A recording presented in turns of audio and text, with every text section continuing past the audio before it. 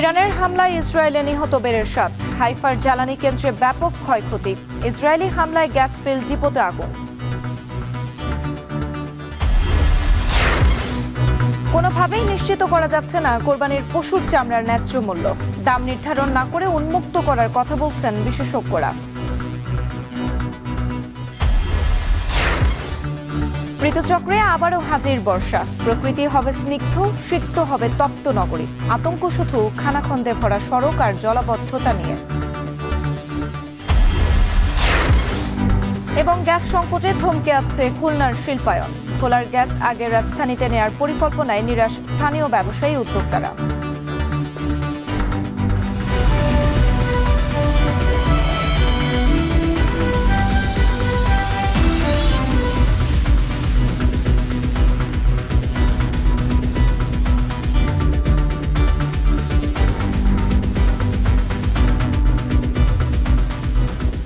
স্বাগত এখন বাজারে। পুরো আয়োজন জুড়ে সঙ্গে আছি আমি সুমের রাত্রি।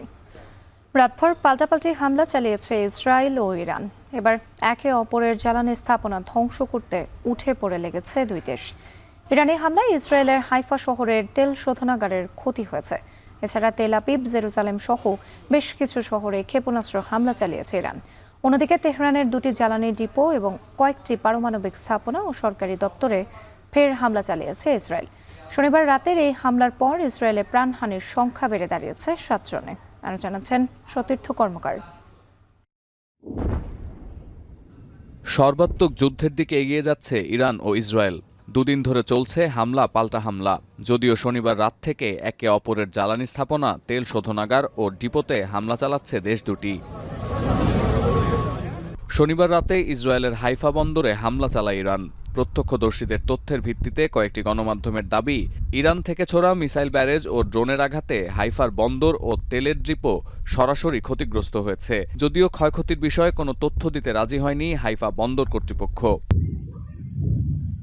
হাইফা ইসরায়েলের 3টি প্রধান বৃহত্তম আন্তর্জাতিক সমুদ্র বন্দরের একটি। পরিবহন ও বাণিজ্য উভয় খাতে গুরুত্বপূর্ণ ভূমিকা আছে প্রাকৃতিক এই বন্দরের। এছাড়াও রয়েছে স্পোর্টস মেরিনা এবং রাসায়নিক টার্মিনাল। তাসনিম নিউজ এজেন্সি জানিয়েছে, শনিবার রাতে তেহরানের এই হামলার প্রাথমিক উদ্দেশ্য ছিল হাইফা বন্দরটি অচল করে দেয়া।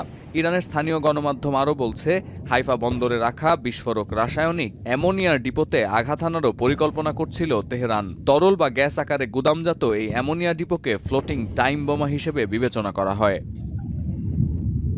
এছাড়া রাজধানী তেল আবিব ও জেরুজালেম সহ ইসরায়েলের বেশ কয়েকটি শহরে দফায় দফায় ড্রোন ও ক্ষেপণাস্ত্র হামলা করেছে তেহরান। অন্যদিকে তেহরানের জ্বালানি স্থাপনা ও শাহরাম তেল ডিপোতে হামলা চালায় ইসরায়েল। এছাড়াও দেশটির দক্ষিণে আরেকটি জ্বালানি ট্যাঙ্কে হামলা চালিয়েছে তেল আবিব। তেলের ডিপো ছাড়াও ইরানের কয়েকটি পারমাণবিক স্থাপনায় ফের আঘাত হানার দাবি করছে ইসরায়েল।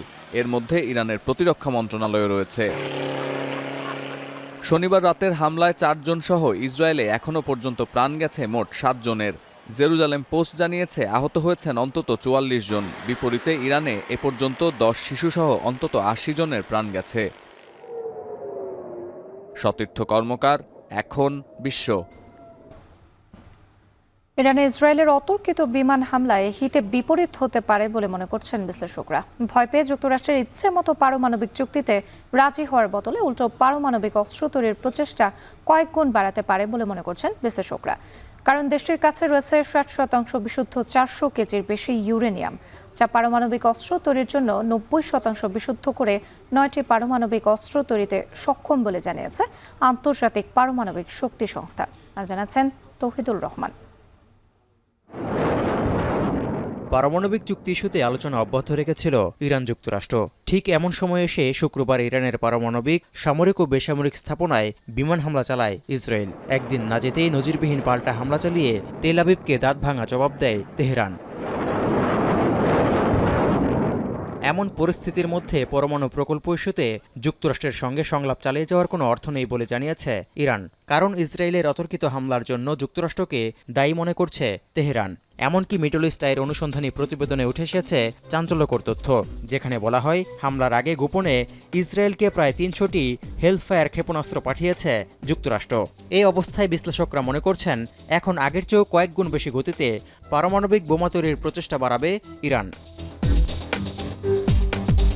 মার্কিন গোয়েন্দা তথ্যের বরাত দিয়ে CNN-এর এক প্রতিবেদনে বলা হয়, পারমাণবিক কর্মসূচির উন্নয়নে কয়েক দশক ধরে সময় ও অর্থ ব্যয় করে যাচ্ছে ইরান। এর অর্থ তারা চাইলেই যে কোনো সময় পারমাণবিক অস্ত্র তৈরি করতে সক্ষম। 1957 সালে ইরানের সাথে যৌথভাবে পারমাণবিক কর্মসূচি শুরু করে যুক্তরাষ্ট্র। এরপর 1960 সাল থেকে পারমাণবিক অবকাঠামো তৈরি করে আসছে ইরান। পারমাণবিক বিদ্যুৎ কর্মসূচির উন্নয়ন শুরু করে 1970-এর দশকে, কিন্তু 1979 সালে ইসলামী বিপ্লবের সময় সমর্থন প্রত্যাহার করে নেয় যুক্তরাষ্ট্র। ইরানের পারমাণবিক কর্মসূচি বিতর্কের কেন্দ্রবিন্দুতে রয়েছে ইউরেনিয়াম সমৃদ্ধকরণের বিষয়টি। এটি পারমাণবিক বিদ্যুৎ কেন্দ্রের জন্য জ্বালানি উৎপাদনে ব্যবহৃত একটি প্রক্রিয়া। এমনকি উচ্চ স্তরের পারমাণবিক বোমা তৈরিতেও ব্যবহার করা যেতে পারে বলে মনে করা হয়। পারমাণবিক অস্ত্র তৈরির জন্য 90% বিশুদ্ধ ইউরেনিয়াম প্রয়োজন হয়।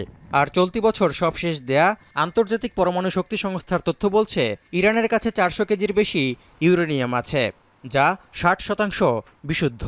এটি যদি আরও বিশুদ্ধকরণের দিকে অগ্রসর হয়, তবে 9টি পারমাণবিক অস্ত্র তৈরিতে ইরানের খুব একটা সময় লাগবে না। ইরানের নাতেনজে থাকা ইউরেনিয়াম সমৃদ্ধকরণ কেন্দ্রকে দেশটির পারমাণবিক কর্মসূচি প্রকল্পের প্রাণ বলা হয়। সেখানেই শুক্রবার হামলা চালিয়েছে ইসরায়েল। তবে কতটা ক্ষতি হয়েছে সেই বিষয়ে এখনও স্পষ্ট কোনো তথ্য পাওয়া যায়নি। তবে ফোর্দো, ইস্পাহান এবং বুশেহর পারমাণবিক স্থাপনা ক্ষতিগ্রস্ত হয়নি বলে নিশ্চিত করেছে আন্তর্জাতিক পারমাণবিক শক্তি সংস্থা IAEA। তৌহিদুর রহমান, এখন বিশ্ব।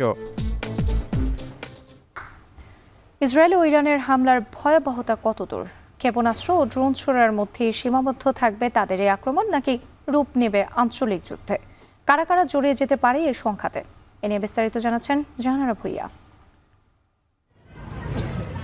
পরমাণু কর্মসূচি ইস্যুতে ইরানের সঙ্গে যুক্তরাষ্ট্রের বনিবনা না হওয়ায় হঠাৎ করেই তেহরানের উপর চটেছে ইসরায়েল। বিমান হামলা দিয়ে শুরু করে একের পর এক ড্রোন ও ক্ষেপণাস্ত্র হামলা চালায় তারা। জবাবে ইরানও ড্রোন ও ক্ষেপণাস্ত্র দিয়ে আঘাত করে ইসরায়েলকে। ইসরায়েল ইরানের পাল্টাপাল্টি হামলায় আর কোন দেশ জড়িয়ে পড়তে পারে? আন্তর্জাতিক ভূ রাজনীতিতে কী ধরনের প্রভাব পড়তে যাচ্ছে দুই পরাশক্তির সংঘাতের জেরে? এসব নিয়ে বিশ্লেষণধর্মী প্রতিবেদন প্রকাশ করেছে বিবিসি,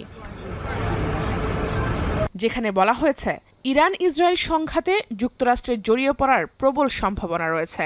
কারণ মধ্যপ্রাচ্যে মার্কিন ঘাঁটি লক্ষ্য করে যে কোনো সময় হামলা চালাতে পারে ইরানের প্রক্সি যোদ্ধা হামাস, হিজবুল্লাহ ও ইরাকের মিলিশিয়া গোষ্ঠী। সেই আতঙ্কে এরই মধ্যে এই অঞ্চল থেকে কূটনীতিকদের সরিয়ে নিয়েছে ওয়াশিংটন। এছাড়াও ইরানকে ঠেকাতে যুক্তরাষ্ট্রকে যে কোনো উপায়ে পাশে পেতে চায় ইসরায়েল। কারণ কেবলমাত্র যুক্তরাষ্ট্রের কাছে রয়েছে বাংকার ধ্বংসের বোমা, যা দিয়ে ইরানের ফোর্ডো পারমাণবিক বিদ্যুৎ কেন্দ্র ধ্বংস করা যাবে। যুক্তরাষ্ট্র ও ইসরায়েলের পাশাপাশি পারস্য উপসাগরীয় দেশগুলোর সঙ্গেও সংঘাতে জড়াতে পারে ইরান। শত্রুপক্ষের দোসর সৌদি আরবের উপর বহুদিন ধরেই ক্ষোভ রয়েছে ইরানের। এছাড়া ইসরায়েলকে আকাশসীমা ব্যবহার করতে দেয়ায় জর্ডানকেও লাল তালিকায় রেখেছে তেহরান। ইসরায়েল তাদের এবারের হামলায় ইরানের পরমাণু বিজ্ঞানীদের হত্যা করলেও ইউরেনিয়াম ধ্বংস করতে পারেনি। ধারণা করা হচ্ছে মাটির কয়েক ফুট গভীরে নিউক্লিয়ার বোমা সংরক্ষণ করে রেখেছে ইরান। বিবিসি বলছে, তেল আবিব যদি তেহরানের পারমাণবিক বোমা ধ্বংস করতে না পারে, তবে সামনের দিনগুলোতে এর চড়া মাশুল গুনতে হবে যুক্তরাষ্ট্র, ইসরায়েল ও এর মিত্রদের, যেখানে পারমাণবিক যুদ্ধ অসম্ভব কিছু নয়। ইরান ইসরায়েলের চরম উত্তেজনা করে পরিস্থিতিতে বৈশ্বিক অর্থনীতিতেও বেশ নেতিবাচক প্রভাব ফেলছে। এরই মধ্যে উল্লেখযোগ্য হারে কমেছে তেলের দাম। এই পরিস্থিতিতে ইরান যদি হরমুজ প্রণালী বন্ধ করে দেয়, তবে তেল সরবরাহে সংকট দেখা দিতে পারে। এছাড়াও লোহিত সাগরে ইরান সমর্থিত ইয়েমেনের হুথি যোদ্ধারাও যদি পশ্চিমাদের বাণিজ্যিক জাহাজে ফের হামলা শুরু করে, তবে নিঃসন্দেহে অস্থির করে তুলবে বিশ্বকে। জাহানারা ভুইয়া, এখন বিশ্ব। আরএফএল ওয়াটার পাম্পের অটো থার্মাল টেকনোলজি, যা বেশি হিটে নষ্ট হয় না, শতভাগ মসৃণ ব্রাশ ইম্পেলার নিশ্চিত করে অধিক পানির flow. RFL water pump on করলে পানির তুফান। সরকার কোরবানির পশুর চামড়ার দাম নির্ধারণ করে দিলেও এ নিয়ে অসন্তোষ যেন কাটছেই না। প্রাথমিক ধাপে সস্তায় চামড়া বিক্রি করতে বাধ্য হন মৌসুমি ব্যবসায়ী সহ সাধারণ মানুষ। এমন বাস্তবতায় বিশেষজ্ঞদের দাবি চামড়ার দাম উন্মুক্ত করে দেন। তবে ট্যানার্স অ্যাসোসিয়েশন মনে করে উন্মুক্ত নয়, বরং মানভেদে চামড়ার দাম নির্ধারণ করার পাশাপাশি প্রয়োজন সরকারিভাবে সংরক্ষণাগার বৃদ্ধি করা। সাজিদ আরাফাতের প্রতিবেদন। চামড়া সংগ্রহের প্রধান মৌসুম ঈদুল আজহা বা কোরবানির ঈদ। ঈদ শেষ হতেই দেশের বিভিন্ন স্থান থেকে আসা চামড়া নিয়ে বাড়ে ব্যস্ততা।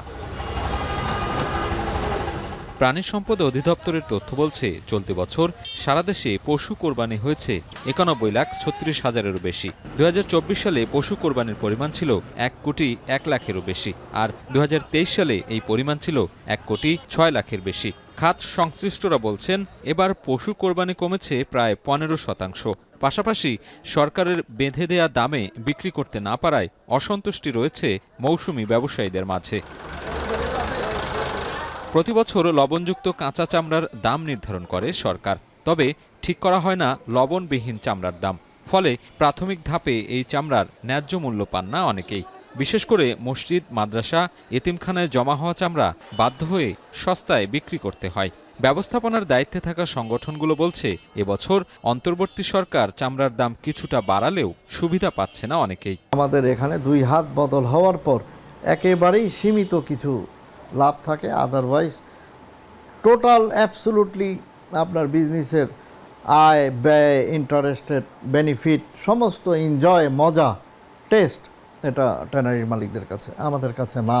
রেট বেঁধে দেওয়াটা ভালো, উন্মুক্ত যদি করে দেন সিজনাল ব্যবসায়ী কী দামে কিনবে কিন্তু তারা জানে না, এবং আড়তদাররা কী দামে কিনবে সিজনাল ব্যবসায়ী জানে না।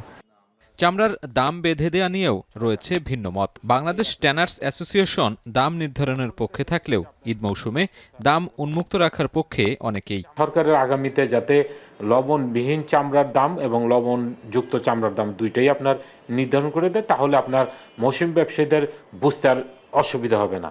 বাংলাদেশে এই কাঁচা চামড়ার মূল্য নির্ধারণ পরবর্তী সময়ে আমরা যেটা দেখছি, এটা সুফলের চাইতে আমরা কুফলটাই বেশি আমার দিক থেকে পরিলক্ষিত হচ্ছে। আমার কাছে এটা মনে হয় যে চামড়ার মূল্য নির্ধারণটা এটা না করাই সমীচীন। এদিকে কাঁচা চামড়ার গুণগত মান ঠিক রাখতে সংগ্রহকারীদের জন্য ক্ষুদ্র ঋণের ব্যবস্থার উপর জোর দিচ্ছেন বিশেষজ্ঞরা। ইনসেন্টিভ দেওয়া উচিত একেবারে কাঁচা চামড়ার উপরে, যাতে করে এইটা প্রান্তিক পর্যায়ে টাকাটা যায় এবং প্রান্তিক পর্যায়ে একেবারে নেহায়েত গরিব মানুষ যারা এটার সুবিধাভোগী তারা যেন এই সুবিধাটা পায়, তারাই তখন এই বিষয়টাকে খুব কেয়ারফুল হবে এবং তারাই চামড়ার যত্ন নেবে এবং চামড়াটাকে পর্যাপ্ত সংরক্ষণ ব্যবস্থা নেবেন। সরকার এই ব্যাপারে যথেষ্ট চেষ্টা করছেন, যেমন এই বছরে 30,000 টন লবণ বিনামূল্যে বিতরণ করা হচ্ছে, কিন্তু বিতরণ করার পরেও আমরা কিন্তু সেই ফলটা আমরা সেভাবে পাইনি। এটার একমাত্র কারণ হচ্ছে যে এই মূল্য নিয়ে এই যে বিভিন্ন ছলাকলা হচ্ছে। দেশে সারা বছর যে পরিমাণ চামড়া সংগ্রহ করা হয় তার প্রায় 50 থেকে 60% সংগ্রহ করা হয় ঈদ মৌসুমে। ট্যানার্স অ্যাসোসিয়েশন বলছে, এবছর 80 লাখ পিস চামড়া সংগ্রহের লক্ষ্যমাত্রা তাদের। দাম নিয়ে সন্তুষ্টি থাকলেও কাঁচা চামড়া সংরক্ষণে লবণের সরবরাহ বাড়ানোর দাবি তাদের। আমরা অদক্ষ শ্রমিকদের চামড়া ছাড়াচ্ছি, চামড়া গুণগত মান নষ্ট করছি, আমরা ছুরি দিয়ে চামড়াগুলোকে ফুটো করছি। এইখানে এটার পরে আবার দেখা যাচ্ছে যে প্রিজারভেশনের একটা বড় চ্যালেঞ্জ।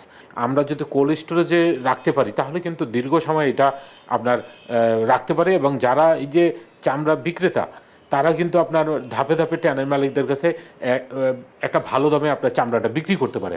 তো আমি মনে করি যে সরকারের উচিত বিভাগীয় শহরগুলোতে, প্রধান শহরগুলোতে কোল্ড স্টোরেজের ব্যবস্থা করা এবং আধুনিক স্লটার হাউস তৈরি করা। চামড়া শিল্পের উপর নির্ভর করে দেশে প্রত্যক্ষ পরোক্ষভাবে প্রায় 9 লাখ মানুষ জীবিকা নির্বাহ করছে। 2030 সালে চামড়ার বাজারের আকার $738 বিলিয়ন উন্নীত হওয়ার সম্ভাবনা থাকলেও ধীরে ধীরে কমছে চামড়া ও চামড়াজাত পণ্যের রপ্তানি। এমন বাস্তবতায় কমিশন গঠন করে চামড়া শিল্পের উন্নয়নে কাজ করার তাগিদ সংশ্লিষ্টদের। সাজিদ আরাফাত, এখন, ঢাকা।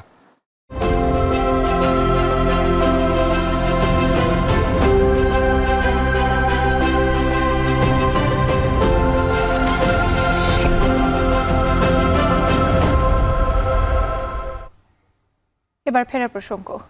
ঈদের দীর্ঘ ছুটি শেষে আজ থেকে শুরু হচ্ছে অফিস আদালত। এতে চাপ বেড়েছে সড়কে। ট্রাক ও পিকআপে করেও কর্মস্থলে ফিরতে দেখা গেছে অনেককে। এ নিয়ে আরও জানাতে সিরাজগঞ্জ থেকে যুক্ত হয়েছেন রিফাত রহমান। রিফাত, আপনার সঙ্গে এর আগের সংবাদে যুক্ত হয়েছিলাম আমরা, তখন শুনছিলাম কাউন্টারগুলোতে যাত্রীদের ভিড় আপনি লক্ষ্য করতে পারছেন। এখন আসলে সেখানকার পরিস্থিতি কি?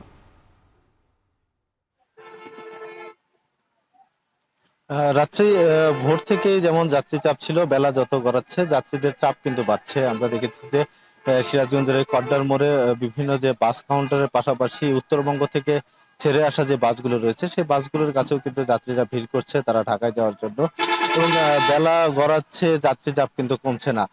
পাশাপাশি তারা যাত্রীবাহী বাসে দ্বিগুণ ভাড়া, কোনো কোনো ক্ষেত্রে অতিরিক্ত ভাড়ার কারণে কিন্তু তারা খোলা ট্রাক, পিকআপ এবং ভাড়ায় চালিত মোটরসাইকেলে করেও কিন্তু অনেক মানুষকে আমরা ঢাকার দিকে ছুটতে দেখেছি। তবে যাত্রীরা বারবারই যেটি অভিযোগ করছে যে তাদের কাছ থেকে ফিরতি পথে কিন্তু অনেক বেশি ভাড়া আদায় করা হয়েছে। গতকাল 800 থেকে 1200 টাকায় তারা ঢাকার দিকে যাত্রা করেছে।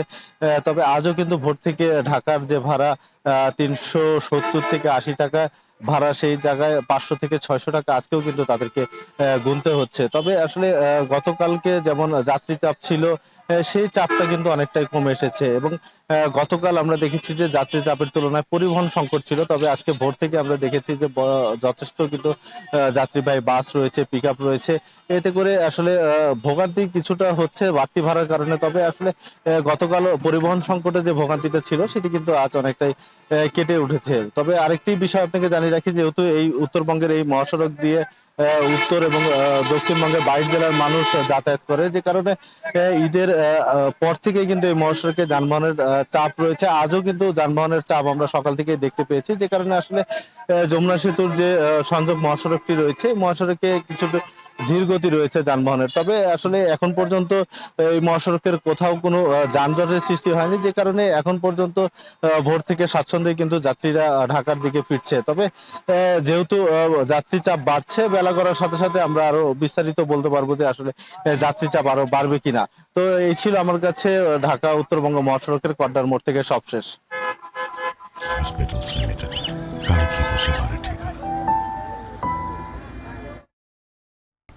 অনিশ্চয়তায় খুলনায় পাইপলাইনের মাধ্যমে গ্যাস সরবরাহের কার্যক্রম, এতে থমকে আছে এই অঞ্চলের শিল্পায়ন, বন্ধ হয়ে পড়ে আছে হাজার কোটি টাকার প্রকল্প।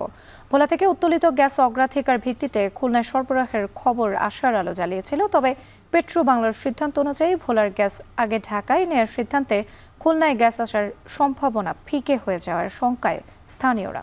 রামিন চৌধুরীর প্রতিবেদন, ক্যামেরায় ছিলেন হেলাল মোল্লা। এক সময়ের শিল্পনগরী খুলনা হারিয়েছে জৌলুস। পাট ও পেপার মিল বন্ধ হওয়ার পর নতুন করে গড়ে ওঠেনি তেমন বড় কোনো ভারী শিল্প কারখানা। বড় প্রতিষ্ঠানের জন্য পর্যাপ্ত ফাঁকা জায়গা, উন্নত যোগাযোগ ও দেশের দ্বিতীয় বৃহত্তম সমুদ্রবন্দর থাকার পরও আগ্রহ নেই বিনিয়োগকারীদের। গ্যাসের সরবরাহ না থাকাকেই এর কারণ হিসাবে দেখছেন ব্যবসায়ীরা। ইনভেস্ট করবো কৃষির উপর বেস করে। আমাদের এনার্জি সেক্টরে তো সমস্যা, আমরা তো ওই ডিজেল দিয়ে ইঞ্জিন চালায় তো আমরা বড় বড় ইনভেস্টমেন্ট করে বড় বড় প্রোডাকশনে আমরা আসতে পারবো না। খুলনার শিল্পকে আমরা সমৃদ্ধ করতে হলে, খুলনার শিল্প অঞ্চলকে পূর্বের অবস্থায় ফিরে আনতে হলে গ্যাস লাইন এখানে আনতেই হবে, এর কোনো বিকল্প নয়। খুলনায় পাইপলাইনের মাধ্যমে গ্যাস না আসার কারণে যে শুধুমাত্র শিল্প খাতের ক্ষতি হচ্ছে তা কিন্তু নয়। এখানে গত কয়েক বছরে বেশ কিছু বিদ্যুৎ কেন্দ্র করা হয়েছে হাজার কোটি টাকা খরচ করে। তার মধ্যে কিছু কিছু প্রকল্প এখন বন্ধ হয়ে আছে, আবার কিছু কিছু প্রকল্প খুঁড়িয়েই চলছে। জ্বালানির সরবরাহ নিশ্চিত না করেই খুলনায় একের পর এক বিদ্যুৎ কেন্দ্র নির্মাণ করে বিগত সরকার। খুলনায় 5টি বিদ্যুৎ কেন্দ্রের 3টি গ্যাসের উপর নির্ভরশীল। এর মধ্যে নগরীর খালিশপুর এলাকায় প্রায় 8,000 কোটি টাকা ব্যয়ে নির্মাণ করা হয় রূপসা 800 মেগাওয়াট বিদ্যুৎ কেন্দ্র। অথচ গ্যাসের অভাবে একদিনও চলেনি বিদ্যুৎ কেন্দ্রটি। গ্যাসের অভাবে অলস পড়ে থেকে নষ্ট হওয়ার পথে 8,000 কোটি টাকার এই প্রকল্প। এছাড়া খুলনার 230 ও 336 মেগাওয়াট বিদ্যুৎ কেন্দ্র দুটি গ্যাসের অভাবে চলছে হাই স্পিড ডিজেলে। এতে প্রাকৃতিক গ্যাসে বিদ্যুৎ উৎপাদনের ইউনিট প্রতি 5 টাকা খরচ পড়লেও ডিজেলে বিদ্যুৎ উৎপাদনে খরচ পড়ছে প্রায় 20 টাকা ইউনিট। দক্ষিণাঞ্চলের 21 জেলায় গ্যাস সরবরাহের দায়িত্ব রয়েছে পেট্রোবাংলার আওতাধীন সুন্দরবন কোম্পানির। শিল্প প্রতিষ্ঠানে সরবরাহের লক্ষ্যে 2012 সালে কুষ্টিয়ার ভেড়ামারা থেকে খুলনার আড়ংঘাটা পর্যন্ত 165 কিলোমিটার পাইপলাইন স্থাপন করে প্রতিষ্ঠানটি। নির্মাণ করা হয় ট্রান্সমিশন ল্যান্ডফিল্ডও। কিন্তু এক যুগ কেটে গেলেও সরবরাহ শুরু হয়নি। সবশেষ ভোলায় উত্তোলিত গ্যাস বরিশাল হয়ে ঢাকা ও খুলনায় সরবরাহের সিদ্ধান্তে অনেকটা আশায় বুক বাঁধেন খুলনাবাসী। তবে খুলনার প্রয়োজনীয়তা কম এমন কথার উপর ভিত্তি করে পাইপলাইনে গ্যাস সরবরাহের কার্যক্রম পেছানো হয়েছে। খুলনাতে আসলে কানেকশন দেওয়ার জন্য অলরেডি কিন্তু একটা পাইপলাইন প্রক্রিয়ার মধ্যে আছে এবং সেটা অলমোস্ট 90%, 85 থেকে 90% হয়ে গেছে। আমাদের একটা ক্রসিং আছে, রেল ক্রসিং, ওইটা শেষ হলে আমরা আশা করি ওখানে আমরা অথরিটিকেও এটা অলরেডি জানিয়েছি এবং আমি আশা করি এটা আসলে সাকসেসফুলি আমরা শেষ করতে পারবো এবং কিছু ইন্ডাস্ট্রিতে কানেকশন দিতে পারবো। এমন প্রেক্ষাপটে ঢাকার আগে খুলনায় গ্যাস সরবরাহের দাবি স্থানীয়দের। অতি দ্রুত যদি খুলনায় গ্যাস সরবরাহ করা হয় তাহলে এই অঞ্চলে যে পদ্মা সেতুর যে সুফল, অর্থনৈতিক সুফল, এবার এই এলাকার মানুষ সেটা ভোগ করতে পারবে এবং নতুন নতুন বিনিয়োগ হবে, কর্মসংস্থান হবে, সরকারের রেভিনিউ হবে। দ্রুত পাইপলাইনের মাধ্যমে গ্যাসের সরবরাহ করে সংকট সমাধানের দাবি খুলনাবাসীর। রামিম চৌধুরী, এখন খুলনা। বর্ষার প্রথম দিন আজ দাবদাহ পেরিয়ে বরিশধারা স্বস্তি নিয়ে এসেছে নগরবাসীর জীবনে। গাছের ভেতর সবুজ পাতা আর মেঘলা আকাশ মনকে প্রশান্তি দিলেও রাজধানীবাসী কিছুটা আতঙ্কিত থাকে এই আশারেই। বিভিন্ন প্রকল্প বাস্তবায়নে এই সড়কে বারবার খোঁড়াখুড়ি, মুষলধারে বৃষ্টিতে জলাবদ্ধতা আর সড়কের খানাখন্দ ও বড় বড় গর্তে বৃষ্টির পানি জমে থাকে, বাড়ে দুর্ভোগ। কবে কাটবে নগরবাসীর বর্ষা জর্জরিত এই দুর্দশা? এ নিয়ে বিস্তারিত জানাচ্ছেন তানজিলা খান মিম।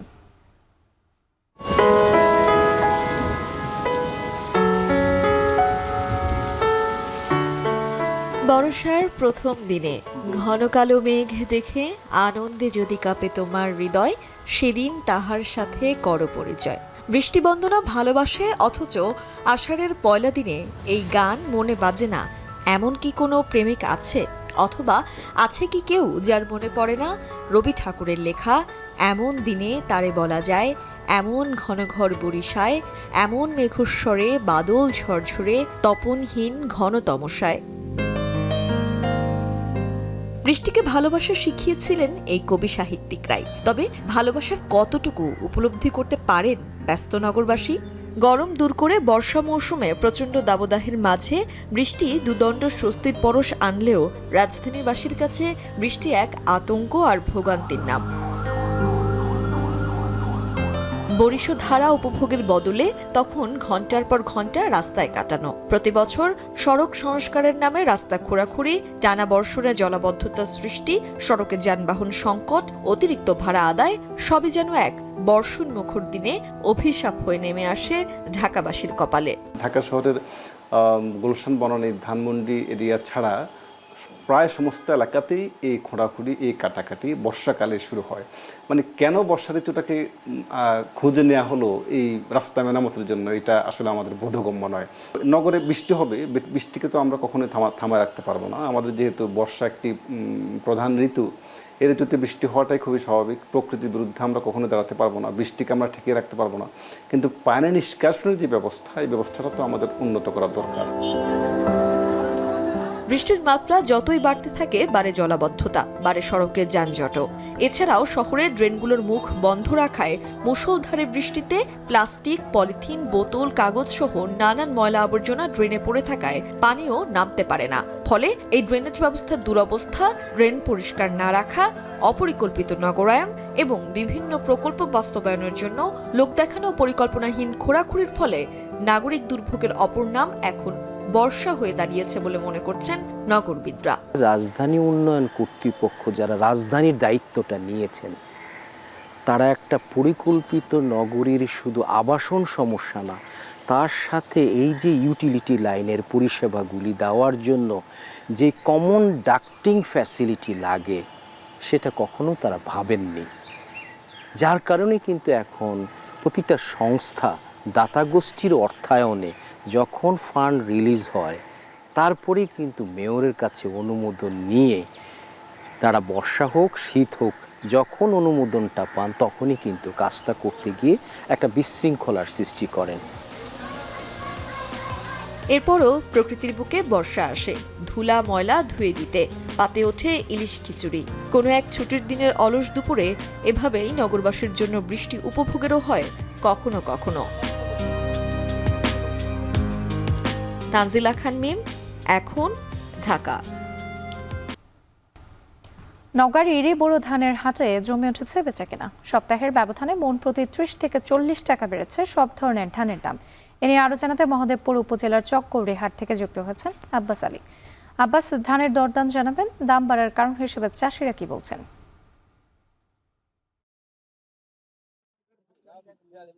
রাত্রি চকগড়ি এই হাটটি ভোর থেকেই শুরু হয়। এখন বেচাকেনা প্রায় শেষ এবং যে স্তূপগুলো দেখা যাচ্ছে সেই স্তূপগুলো প্যাকিং করে গন্তব্যে যাওয়ার অপেক্ষা করা হচ্ছে। আর এই চকগড়ি হাটে যেই ধানগুলো এসেছে বলা যায় যে সরু জাতের যে ধান, জিরা শাইল, কাটারি এবং সুফলতার ধান বিক্রি হচ্ছে। আর যেহেতু এই হাটে এখন জমজমাট অবস্থা, তবে ধানের সরবরাহ কিছুটা কমে আসে। গত এক সপ্তাহের ব্যবধানে মন প্রতি দাম বেড়েছে 30 থেকে 40 টাকা পর্যন্ত। ধানের দামের কথা যদি বলি, এখানে জিরা শাইল ধান বিক্রি হচ্ছে 1550 থেকে 80 টাকা পর্যন্ত। কাঠারি ভোগ ধান বিক্রি হচ্ছে 1450 থেকে 1520 টাকা এবং সুফলতা ধান বিক্রি হচ্ছে 1320 থেকে 70 টাকা পর্যন্ত এখানে ধান বিক্রি হচ্ছে। আর ধানের দাম বাড়ার কারণ হিসেবে এখানকার যারা ব্যবসায়ী রয়েছেন তারা বলছেন, যেহেতু মৌসুমের শুরুতে যেসব ধান ছিল সেগুলো জমি থেকে কাটার পর সামান্য ভেজা ছিল এবং কৃষকরা তাদের দেনা পাওনা পরিশোধের জন্য সেই ধানগুলো সরাসরি হাটে বিক্রি করেছিল এবং সে সময়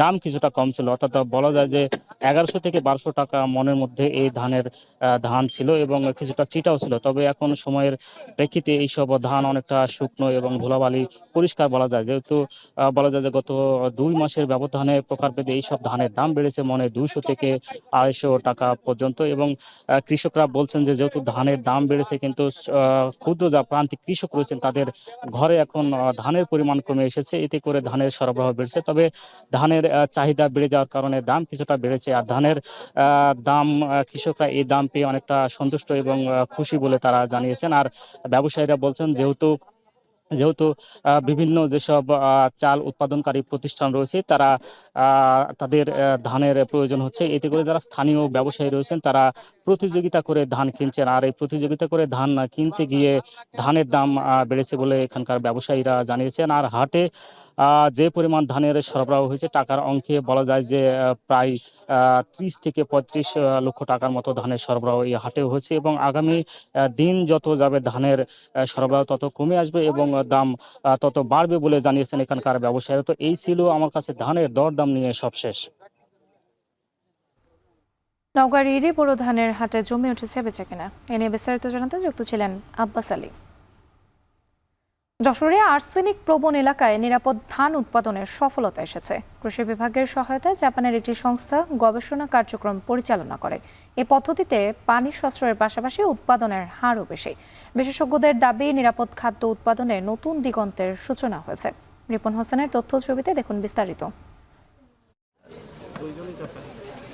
আর্সেনিক প্রবণ এলাকায় ধানের শীষ বের হওয়ার 3 সপ্তাহ আগে এবং শীষ বের হওয়ার 4 সপ্তাহ পরে সংস্থাটির উদ্ভাবিত কৌশল ও প্রযুক্তি ব্যবহার করেছেন গবেষকরা। এই পদ্ধতিতে মাটিতে যে আর্সেনিক রয়েছে তা পানির মাধ্যমে উপরে উঠতে পারে না। পরীক্ষায় দেখা গেছে উৎপাদিত ধানে আর্সেনিকের মাত্রা থাকে 0.2%, যা স্বাস্থ্য ঝুঁকি সীমার অনেক নিচে। Dissolved form of arsenic will be reduced, so rice is difficult to obtain by those less dissolved arsenic. So the rice grain will be arsenic in rice grain will be reduced. From the water management, we are using 3F40 to reduce arsenic in grain and spread this technology to whole Bangladesh, so that we can contribute to Bangladesh life in future. যশোরের চৌগাছায় arsenic মুক্ত ধান চাষে এই সফলতা পেয়েছে জাপানের একটি সংস্থা। গবেষণায় তাদের সহায়তা করেছে বাংলাদেশ ধান গবেষণা ইনস্টিটিউট, পারমাণবিক কৃষি ইনস্টিটিউট এবং জাতীয় কৃষি খাদ্য গবেষণা সংস্থা। টেকনোলজিটা যদি আমরা এই এলাকায় আরও ব্যাপকভাবে ছড়িয়ে দিতে পারি, কৃষকদের আরও বেশি এই টেকনোলজিটা অ্যাডাপ্ট করার জন্য বলি, তাহলে আমার মনে হয় সেটি স্বাস্থ্য ঝুঁকিটা কমায় নিয়ে এসে আমাদের সকলকে উপকৃত করবে। আমাদের পরবর্তী যেটা লক্ষ্য, মানে আর্সেনিক টলারেন্ট ভ্যারাইটি যদি আমরা ডেভেলপ করি আমার প্রজেক্টের শেষে, যেটা 5 বছর প্রজেক্টের সময়কাল, তখন আমরা একটা ধানের জাত উদ্ভাবন করব যেটা আর্সেনিক থাকলেও মাটি থেকে এটা কম নিবে। সেটাই আমাদের মূল টার্গেট। আধুনিক এই পদ্ধতিতে চাষাবাদে পানির ব্যবহার শতকরা ৭০% কমে আসে। ফলে ধানে আর্সেনিকের প্রভাব কমে আসে বলে দাবি কৃষি বিভাগের। সেই প্রযুক্তিটা যদি আমি কৃষকদের মাঝে সম্প্রসারণ করতে পারি তাহলে কৃষকের ফসলের উৎপাদন খরচ কমে যাবে, আর্সেনিক কমে যাবে, পানি সাশ্রয়ী হবে। জাপানি সংস্থার আধুনিক এই পদ্ধতিতে আশানুরূপ ফলন পেয়ে খুশি আর্সেনিক প্রবণ এলাকার কৃষকরাও। আস্তে আস্তে আমরা দেখছি যে পানির লেয়ার নিচে নেমে যাচ্ছে, কিন্তু এইভাবে চাষ করলে ওই লেয়ারটা নিচে নামবে না বা পানি শর্ট হবে না। আশেপাশের ধানের তুলনায় এই ধানের গোছা মোটা হয়েছে, ধানের ফলন বৃদ্ধি হয়েছে। যশোরের চৌগাছায় ২০০৮ সাল থেকে ১৯ সাল পর্যন্ত আর্সেনিক রোগে আক্রান্ত হয়েছেন ৯৮ জন, এর মধ্যে ১৮ জন মারা গেছেন।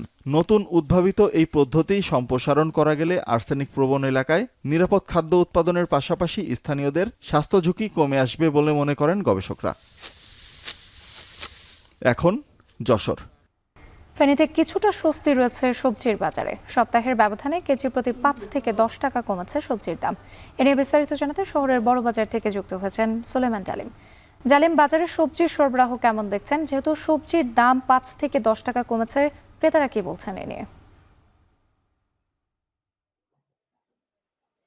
রাজ্যে ঈদুল আজহার ছুটির কিছুদিন পরে ফেনীর যে সবজির বাজার রয়েছে, সবজির বাজার কিছুটা স্বস্তি বিরাজ করছে। আমরা দেখছি যে বাজারে সবজির যে সরবরাহ সেটি কিন্তু বৃদ্ধি রয়েছে, যার ফলশ্রুতিতে দাম কিছুটা কম রয়েছে। আমরা দেখেছি যে প্রত্যেকটি পণ্যের মধ্যেই ৫ থেকে ১০ টাকা দাম কমেছে। আজকের বাজারে আমরা যেটি দেখেছি যে প্রতি জালি কুমড়া প্রতি কেজি বিক্রি হচ্ছে ৩৩ টাকা, ঝিঙ্গা বিক্রি হচ্ছে ৬০ টাকা, চিচিঙ্গা বিক্রি হচ্ছে ৫০ টাকা, বেগুন বিক্রি হচ্ছে ৫০ টাকা, পটল কিছুটা কম দামে বিক্রি হচ্ছে ৩০ টাকা বিক্রি হচ্ছে, ঢেঁড়স বিক্রি হচ্ছে যে ৪০ টাকা, টমেটো ৭০ টাকা বিক্রি হচ্ছে, গত সপ্তাহে যেটি ৮০ টাকার মধ্যে বিক্রি হয়েছিল। এছাড়া কাঁচামরিচ প্রতি কেজি বিক্রি হচ্ছে ৫০ টাকা, পেঁপে বিক্রি হচ্ছে যে ৪০ টাকা, শসা বিক্রি হচ্ছে যে ৩০ টাকা, গত সপ্তাহে যেটি ৫০ থেকে ৬০ টাকা বিক্রি হয়েছিল। মিষ্টি কুমড়ো বিক্রি হচ্ছে প্রতি কেজি ২৫ টাকায়, যেটি গত সপ্তাহে আমরা দেখেছি যে ৩০ থেকে ২৫ টাকা বিক্রি হচ্ছে। গাজর আজকের বাজারে কিছুটা বেশিতে বিক্রি হচ্ছে, গাজর প্রতি কেজি বিক্রি হচ্ছে যে ১৪০ টাকায়। এছাড়া প্রচুর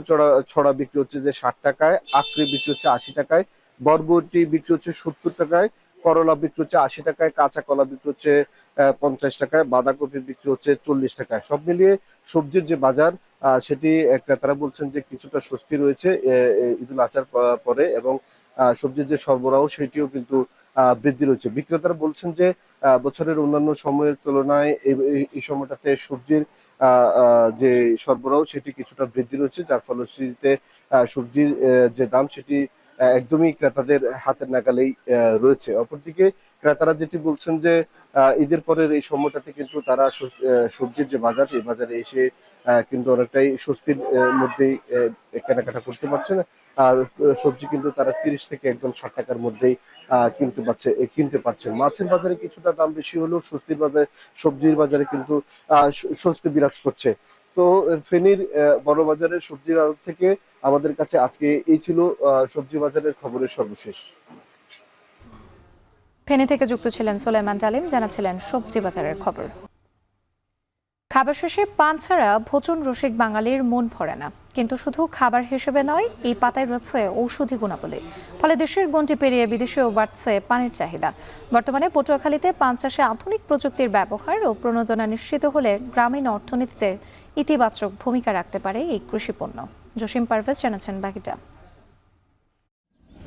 পটুয়াখালীতে দোআঁশ মাটিতে জুন মাস থেকে চালিতাবোটা, মহানলী ও মিঠা জাতের পান চাষ শুরু হয়। প্রতি বিঘা পানের বরজ থেকে বছরে ২ থেকে ৩ লাখ টাকা আয় করেন চাষিরা।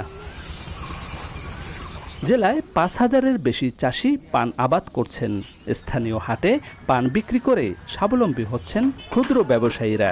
৬০-৭০টা বড় আছে, তা প্রত্যেকটা ওই বিঘায় মনে করেন ৫ কুড়ি করে বড় হয়। স্থানীয় বাজারে আমাকে ৪০ টাকা পরে, ৫০ টাকা পরে, ৬০ টাকা পরে এরকম পান বুঝছে আর কি। লাখ টাকা হয় আমার ধানের সাইডে এইটাই লাভ বেশি। পটুয়াখালী আর গলাচিপা থেকে আমরা পান ক্রয় করি, ফেপুপাড়া, মহিপুর বাজারে বিক্রি করি। দাম স্বাভাবিক আছে, বেশি চড়তিও না আর বেশি কমও না। টেকসই পদ্ধতিতে পান উৎপাদন করলে দেশের চাহিদা মিটিয়ে বিদেশে রপ্তানি সম্ভব হবে বলে মনে করেন কৃষি কর্মকর্তা। আমরা নিয়মিত পরামর্শ দিয়ে যাচ্ছি এবং কৃষক ভাইরা এখানের পান চাষে অনেক লাভবান হচ্ছে। এখানের পান বাংলাদেশের বিভিন্ন জেলায় যাচ্ছে এবং ঢাকা থেকে বাহিরেও রপ্তানি হচ্ছে।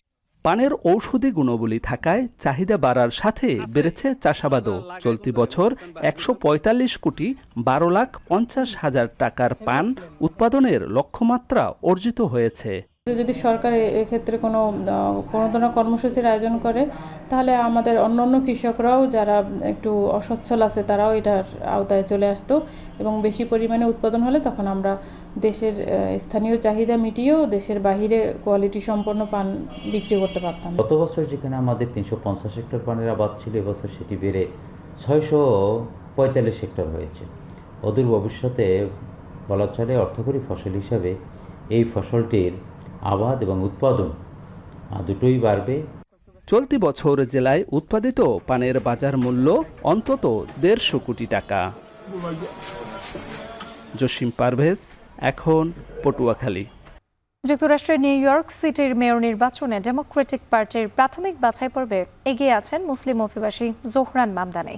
আগামী ২৪ জুনের নির্বাচনে জিতলে তিনি হতে পারেন বিশ্বের রাজধানী খ্যাত নিউ ইয়র্কের প্রথম মুসলিম মেয়র। এ পথে বাংলাদেশি কমিউনিটির সক্রিয় অংশগ্রহণ তাকে জয়ের আরও কাছাকাছি নিয়ে যাচ্ছে। আর জানাচ্ছেন আব্দুল আহাদ। নিউ ইয়র্ক সিটি মেয়র পদে ডেমোক্রেটিক পার্টির প্রাথমিক বাছাই পর্বের আগাম ভোট চলবে ২৪ জুন পর্যন্ত। ভোট শুরুর ঠিক আগের দিন শুক্রবার সিটির জ্যামাইকায় এক বিশাল প্রচার মিছিল আয়োজন করে বাংলাদেশি কমিউনিটি। ব্যানার প্লেকার্ড হাতে জোহরান মামদানির বিজয়ের প্রত্যাশা করেন তারা। এই এক সপ্তাহ এখন বাকি আছে এবং 2 উইকস, এই 2 উইকস আশা করি সে তার অবস্থান অনেক বেশি হবে এবং আশা করি সে নেক্সট মেয়র হবে। জোহরান মামদানির মধ্যে অসংখ্য স্কিল রয়েছে এবং he can lead the new York city and also through the new York city say globally অনেক ইম্প্যাক্ট আনতে পারে, ভালো কিছু আনতে পারে। প্রচারণায় স্বয়ং অংশ নেন জোহরান মামদানি। বাংলাদেশি কমিউনিটির প্রতি কৃতজ্ঞতা জানিয়ে বলেন এই সমর্থন তার জন্য এক শক্তিশালী বার্তা। উগান্ডার রাজধানী কম্পালায় জন্ম, ভারতীয় বংশোদ্ভূত বাবা মা আর মাত্র ৭ বছর বয়সে নিউ ইয়র্কে আগমন। জোহরান মামদানির জীবনের গল্প জুড়েই আছে অভিবাসনের সংগ্রাম ও সম্ভাবনার গল্প।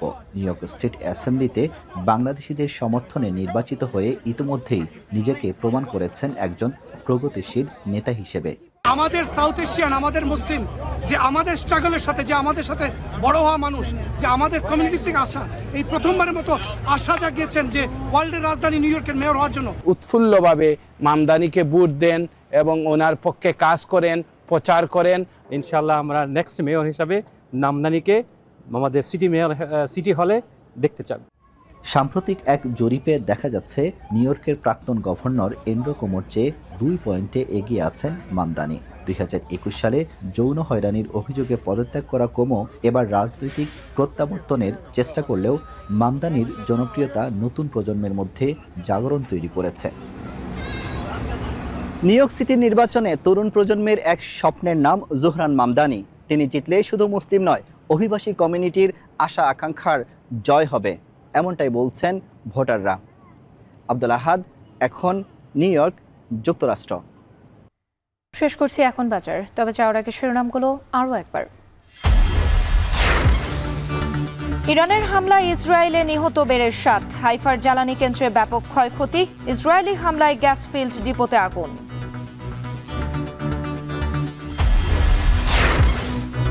কোনোভাবেই নিশ্চিত করা যাচ্ছে না কোরবানির পশুর চামড়ার ন্যায্য মূল্য, দাম নির্ধারণ না করে উন্মুক্ত করার কথা বলছেন বিশেষজ্ঞরা। ঋতুচক্রে আবারও হাজির বর্ষা, প্রকৃতি হবে স্নিগ্ধ, সিক্ত হবে তপ্ত নগরী, আতঙ্ক শুধু খানাখন্দে ভরা সড়ক আর জলাবদ্ধতা নিয়ে। এবং গ্যাস সংকটে থমকে আছে খুলনার শিল্পায়ন, ভোলার গ্যাস আগে রাজধানীতে নেয়ার পরিকল্পনায় নিরাশ স্থানীয় ব্যবসায়ী উদ্যোক্তারা।